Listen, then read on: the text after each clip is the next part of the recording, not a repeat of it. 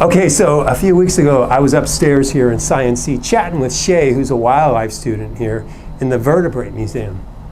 I asked Shay, how do you get all the flesh off the skulls and the bones you have here in the museum?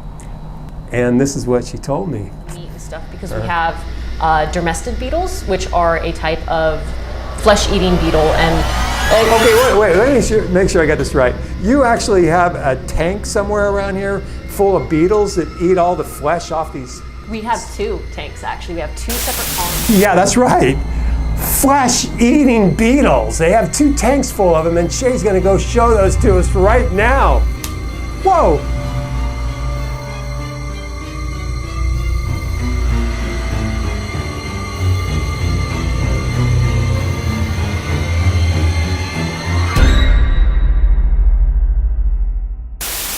Is our bug room where we have our Dermestid beetles in.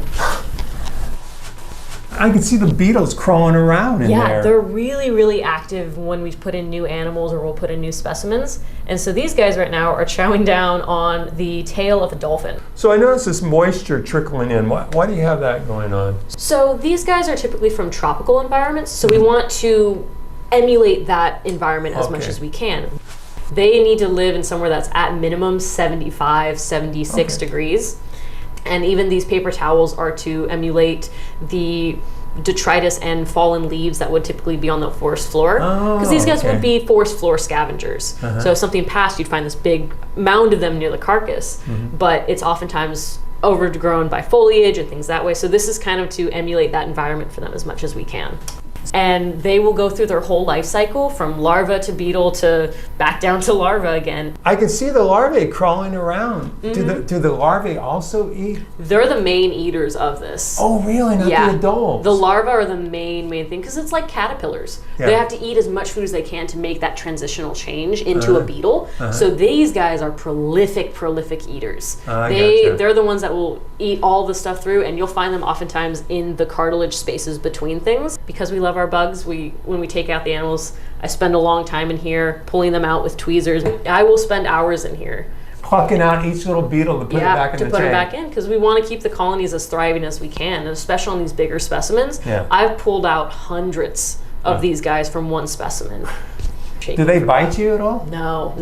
That's why I always said this is not Indiana Jones. Like I won't stick my hand in here and come up with a bunch of bones and everything. They're really good at just kind of doing their own thing. The animals we work with can be either really small or have really intricate parts that we can't get to.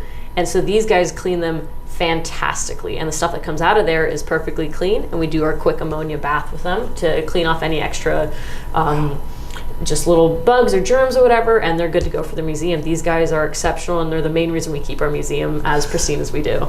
Okay, so in your experience, what is one of the biggest things you put in there to be eaten up? We had to take this second piece out, and we had a small whale in here in several pieces. And then I've also worked with mountain lions, bobcats, beavers, porcupines. All of that's been fitting in here before. A mountain? But you didn't put a whole mountain lion in. Oh yeah, we did. You fit a whole mountain lion in here. A few pieces here and there, but yeah, we got the whole premise out through, and for the most part, you could fit the whole skeletal system from the ribs down. Fits everything in here. And so this is our big one, and then this is our smaller one that we'll use a lot of our smaller procedural animals. So the rodents will come through, or small birds if we're working through with them. They'll go in here as well, but they're really fast at eating a lot of this stuff. Most of the time, within a week, the specimens that we put in can come back out completely clean. Wow, I have a whole new appreciation for beetles now. Beetles are a fun time.